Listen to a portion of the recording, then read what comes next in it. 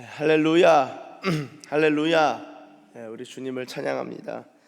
여러분 오늘 읽으신 본문은 사도행전 18장 24절에서 19장 7절까지의 말씀입니다. 여러분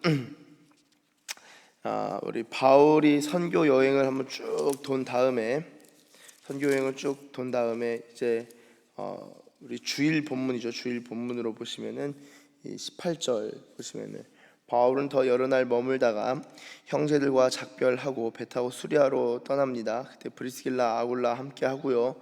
바울이 일찍이 서원이 있었으므로 겐그레아에서 머리를 깎죠. 그래서 에베소에 와서 그들을 거기 머물게 하고 자기는 회당에 들어서 변론합니다. 그 다음에 21절 배를 타고 에베소 떠나고 20절 가이사랴 상륙하고 교회 안부 물은 다음에 안디옥으로 내려가서 얼마 있다가 떠나 갈라디아와 부르기아 땅을 차례로 다니며 모든 제자를 굳건하게 하니라 라고 적고 있는데요. 여러분 이 사도 바울이 선교 여행을 마치고 안디옥으로 돌아온 다음에 다시금 선교 여행을 또 바로 또 나가는 것입니다. 그때의 일인 거죠. 그때의 일. 특별히 24절을 보시면 알렉산드리아에서 난 아볼로라는 유대인이 에베소에 이르게 됩니다. 여러분, 이 아볼로가 이제 고린도 교회에서도 아볼로가 등장하죠. 이 고린도 교회의 특징이라 하면 저희 매주 수요일 고린도 교회에 대해서 고린도전서 강의가 진행되면서 아마 계속적으로 들으셔서 아시겠지만, 여러분 바울은 고린도 교회를 개척했고요. 그리고 고린도 교회에서 실질적으로 목회한 사람은 아볼로다라고 할 수 있겠습니다. 그리고 바울이 고린도 교회를 떠났을 때 베드로의 방문이 있었을 것이다 라고 추정할 수 있고요.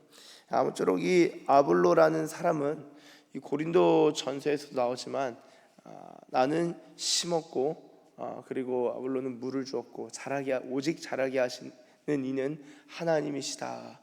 여러분, 아볼로는 이 사람을 성장시키는데 굉장히 능통하고 아주 뛰어난 사람입니다. 리더십이죠. 이 사람의 특징을 이 사도행전에서는 언변이 좋고 성경에 능통한 자라라고 하고 있습니다. 여러분, 그리고 나서 25절을 보시면 그가 일찍이 주의 도를 배워 열심으로 예수에 관한 것을 자세히 말하며 가르쳤다. 자, 여러분, 이 주님의 도를 표현이 이 성경은 정말 단어 하나하나가 중요한데요. 주의 도를 배워서 열심으로 자세히 말하고 가르쳤다. 여러분, 주님의 도는요, 우리는 도라는 단어를 보는 순간 이 동양 문화권 사람들은요, 이 도통한다고 하죠. 한 방에 깨닫는 것으로 자꾸 생각을 해요. 그러니까 이제 어디 폭포가 있고 새소리가 들리고 산골짜기 깊은 곳으로 들어가서 가부좌 튼 다음에 눈을 지그시 감고 그러면 새소리를 들으면서 가만히 명상하면은 도를 딱 깨닫는 것으로 생각을 합니다. 근데 그런 게 아니에요. 성경에서 주님의 도는 배워야 합니다. 배워야지 알 수 있는 거예요. 우리는 복음, 하나님 나라의 도, 이 주님의 도는요, 기본적으로 배우는 것이죠. 배워서, 아볼로도 마찬가지입니다. 일찍이 주님의 도를 배워서 열심으로 예수님에 대한 것을 뭐라고 합니까? 자세히 말하고 가르쳤다. 여러분, 주님의 도를 잘 배우면요, 이 예수님에 대한 이야기죠. 그래서 예수님에 대해서 자세히 말할 수 있게 된다라는 거예요. 이 복음 전도할 때 제가 생각할 때 복음 전도가 약한 이유가 있어요. 복음 전도에 자신이 없는 이유가 있어요. 사실상 예수님에 대해서 자세히 말할 수 없기 때문에 그것도 하나의 충분한 이유가 되지 않을까. 우리가 복음을 전하지 못하고 막 전전긍긍하다가 다음 기회에 복음 전도에 대해서 자꾸 넘기게 되는 게 뭐냐면은 복음을 잘 몰라서 그러기도 하지 않을까, 그런 생각을 참 많이 합니다. 여러분, 주님의 도를요 배우셔야 돼요. 배우다 보면은 예수님에 대해서 말하되 자세히 말할 수 있게 된다라는 것입니다. 주님의 도를 가르치기도 하고 배우기도 하고. 그래서 저도 그런 기도해요. 주님, 정말 말씀을 가르쳐 주세요. 깨닫게 해주세요. 제가 이제 어제 엊그저께 이 책을 보는데 성령론 신앙에서도 성령론이라는 게 있어요. 성령님이 뭐 이론이냐 그게 아니라 성령님에 대해서 알 수 있는 것들을 좀 구체적으로 잘 정리해 놓은 그러나 신학의 분야인데요. 성령론에 있어서 잭 레빈슨이라는 사람이 있습니다. 이 신학자죠. 성령론에 대해서 어떤 사람은 이 누가복음과 사도행전에 나타난 성령에 대해서 깊이 연구한 신학자가 있는가 하면 요한복음에서 등장하는 성령님의 복음서에서 나타나는 성령님에 대해서 깊이 연구한 학자가 있고 뭐 구약에 나타난 성령 다양한데 이 잭 레빈슨이라는 사람은 구약과 이 구약을 둘러싼 여러 유대 문헌들을 방대하게 연구한 학자예요. 이 사람이 여러 책을 썼는데 그 중에 한 책이 성령과 열심 인스파이어드 고무되는 그 인스파이어드라는 책을 썼습니다. 근데 그 책을 보면요, 요지가 뭐냐? 성령 충만하면은 저희는 어떻게 생각하냐면은 뜨겁게 주여 기도하는 것을 생각을 해요. 성령 충만하면 막 두 손 들고 막 기도하는 걸 막 생각합니다. 저는요 그 성령님을 추구하는 데 있어서 나타나는 하나의 표지라고 이해합니다. 저는 그렇게 기도하는 거 너무나 귀해요. 근데 그 학자는 뭐라고 말하냐, 본인도 오순절 교단을 배경으로 하고 방언 기도를 경험했던, 방언으로 기도했던 신학자로서 그런 것들을 다 인정하지만 성령 충만하면 어떤 일이 일어나는가라고 할 때 성령 충만하면은 성경을 잘 깨닫게 된다. 성경을 정말 영감 어린 해석으로 성경을 잘 이해하게 된다. 그렇게 말하는 거예요. 그럼 성령님이 또 언제 잘 임하시냐? 성령님이 충만하게 언제 임하시냐? 여러분 성령 충만 받고 싶지 않으세요? 이 새벽에 이 시간을 들여서 주님 앞에 나오시고 기도도 하시고 주님께 간구도 하시는데 성령은 늘 간당간당. 성령 충만 말고 성령 간당. 간당? 간당간당한 그런 모습으로 여러분 정말 성령님과 상관없이 기도하는 거요. 그 진짜 고역이에요. 성령 충만 없이 기도하는 건 고역인데 성령 충만을 언제 받냐고요. 기도할 때 받는 것도 맞지만 그 잭 레빈슨이라는 그 신학자는 본인이 성경을 읽고 연구하면서 보니까 성경을 찬찬히 읽고 성경을 찬찬히 읽으면서 볼 때 성령님이 영감을 주신다는 거예요. 그러니까 저희는 이 막 영적으로 막 강해져서 주여 하는 걸로 생각하지만 성령님은 우리 가운데 영감을 불어넣으신다. 그래서 영감 어리게 성경을 해석하게 하신다. 그게 성령 충만의 성령의 감동의 특징이다라고 보는 것이죠. 자, 그런데 아볼로라는 사람을 좀 봅시다. 언변에 능통하고 예수님에 대해서 잘 가르쳤다고요. 그런데 세례에 대해서는 무엇만 아는 것입니까? 이 요한의 세례에 대해서만 알았다라고 요한의 세례만 알 따름이라라고 적고 있는 것이죠.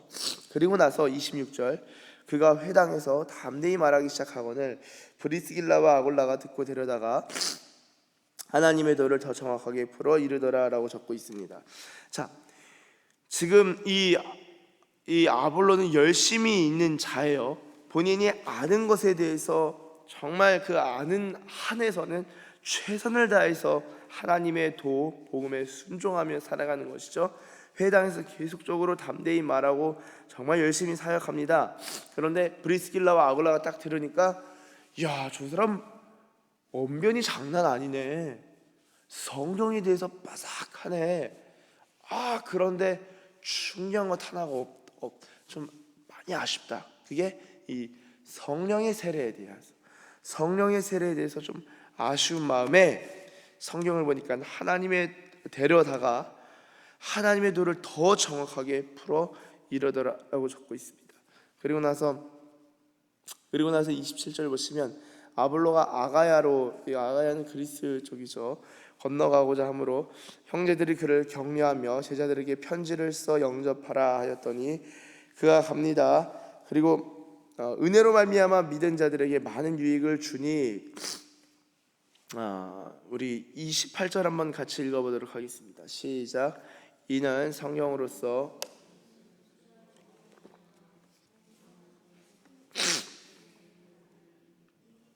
아멘. 자, 보십시오. 27절에는 28절 어떻게 이어지냐? 27절에서 28절 이어질 때 이는이라고. 이는. 그럼 뭐가 이는이죠? 그가 감에 은혜로 말미암아 믿은 자들에게 많은 유익을 주었다. 여러분, 바울의 설교의 특징은 제가 그 사도행전 20장을 가지고 두 가지라고 말씀을 드렸습니다. 하나는 하나님께 대한 회개에 대해서 설교했죠. 그리고 예수에 대한 믿음을 설교했죠.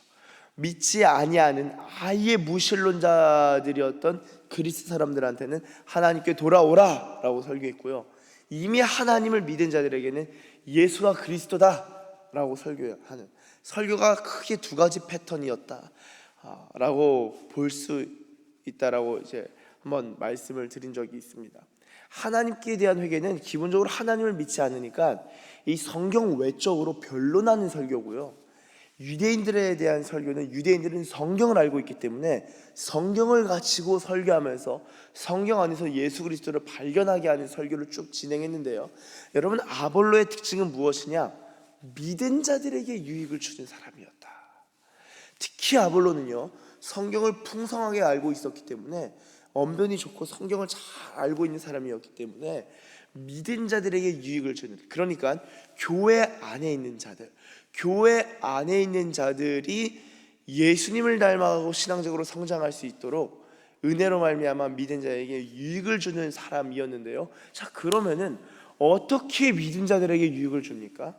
여러분 생각해 보세요. 저희가 믿은 자죠. 믿은 자니까 이 새벽에 안 믿고 나오신 건 아니죠. 난 너무 안 믿겨져서, 예수님 너무 안 믿겨져서 새벽에라도 나옵니다 라는 분은 없으신 것 같아요. 자, 우리가 어떻게 이 믿음의 유익을 경험할 수 있을까요? 하나님의 은혜의 복음으로 말미암아 우리가 어떻게 실제적으로 6월 10일 월요일 어떤 유익을 경험할 수 있습니까? 여러분, 어떻게 우리가 이 신앙적 유익을 경험하면서 나아가는가? 그게 이제 28절이죠. 성경으로서 예수는 그리스도라고 증언하여. 여러분, 성경 안에서 예수님이 주 되시고 그리스도 되시고, 예수님이 모든 것 되시고, 예수님이 하나님이 되시고, 예수님이 구원하셨고, 예수님이 우리에게 은혜를 베푸시고, 예수님이 우리에게 성령을 베푸신 이 모든 것들, 이 성경으로서 예수님을 점점 알아가는 것, 그것이 우리 신앙의 유익이 된다라는 것이죠. 그래서 아볼로의 경우는 성경으로서 예수는 그리스도라고 증언하여서 유대인의 말을 이기게 되는 그런 믿음의 사역을 하는 것을 오늘 18장에서 볼 수 있고요. 이어서 19장 1절을 보시면, 아볼로가 고린도에 있을 때에, 아볼로 고린도에 있죠. 바울이 윗지방으로 다녀 에베소에서 와서 어떤 제자들을 만나 2절 이르되, 자 보십시오. 너희가 믿을 때의 성령을 받았느냐? 여러분, 성령 언제 받습니까? 성령님 언제 받으세요? 주여 주여 막 손들고 막 기도하다가 딱 쓰러질 때, 뭔가 확 쓰러질 때 성령을 받은 걸까요? 언제 성령을 받은 거세요? 여러분, 성령 받으셨습니까? 성령 받았습니까? 하면은 아멘이라고 해요. 그러면 한 번 더 설교자가 진짜 성령 받았습니까? 하면은 아멘. 갑자기 대답이 뭉개져요. 여러분 정말 성령 받으셨냐고요? 하면 아멘. 자신이 없어지고 성령을 받았는지 안 받았는지. 여러분, 언제 받는 걸까요? 성령님이 언제 오십니까? 믿을 때 오시는 거예요. 여러분, 이 믿음이라는 게 대단히 중요합니다. 갈라디아서에서도 마찬가지예요. 이 사도 바울이, 제가 정말 많이 나누는 건데요, 너희가 성령을 받은 것이 율법의 행위로냐 아니면 듣고 믿음으로냐? 여러분, 성령을 받은 것이 율법의 행위를 통해서 어떤 행위들을 이루면서 성령을 받는 것이 아니라 우리가 듣고 들은 것들을 믿을 때 성령을 받는다는 거예요. 아볼로는 들었어요. 근데 성령의 세례, 성령님에 대한 이야기를 듣지 못했어요. 그러니까 성령님을 믿지 못한 거예요. 그러니까 성령 받는 것이 어려웠던 거예요. 어떤 경우는 성령의 세례에 대해서 몰랐던 것이죠. 그런데 성령님이 우리 가운데 오신다, 성령님이 예수 그리스도께서 승천하신 것이 제자들 이 교회를 떠나신 것이 아니라 성령을 보내시고자 가신 것이다, 우리 가운데 예수께서 성령을 보내셨다, 성령님이 우리와 함께 하신다 들었죠? 그것을 듣고 믿으면 성령을 받을 수 있다라는 거예요. 듣고 믿는 것입니다. 여러분, 그래서 이 19장 1절이 제자들이라고, 제자들이라 표현되어 있어요. 제자들인데 믿을 때 성령 받았냐? 이르되 아니라. 그럼 뭐라고 되어 있어요? 그 2절 하반절에 성령이 계심도 듣지 못하였노라. 성령에 대해서 아예 듣지도 못했던 거예요. 자, 그러면은 성령님에 대해서 들을 때 성령님의 존재를, 성령님의 인격을, 성령님이 하나님 되심을 믿으면요, 그 성령 받는 거예요. 간단하죠? 성경대로 믿읍시다. 성경대로 우리가 믿기를 원합니다. 성령님에 대해서 들을 때 우리가 성령을 믿을 수 있는 것이죠. 성령을 받는 겁니다. 그래서 3절 바울이 이르되 그러면 너희가 무슨 세례를 받았냐? 요한의 세례다. 이 회개의 세례죠. 4절 바울이 이르되 요한이 회개의 세례를 베풀며 백성에게 말하되 내 뒤에 오시는 이를 믿으라 하였으니 이는 곧 예수라거든. 예수님에 대해서 말한 다음에 5절 그들이 듣고 주 예수의 이름으로 세례를 받으니 여기서 끝나지 않는다고요. 바울이 어떻게 합니까? 6절 바울이 그들에게 안수하며 성령이 그들에게 임하심으로 방언도 하고 예언도 하니 7절 모두 12사람쯤 되니라. 아멘. 여러분, 이 안수에 대해서 한번 나눈 적이 있는데요, 오늘 말씀을 좀 마무리하면서 한 번 더 좀 말씀을 드립니다.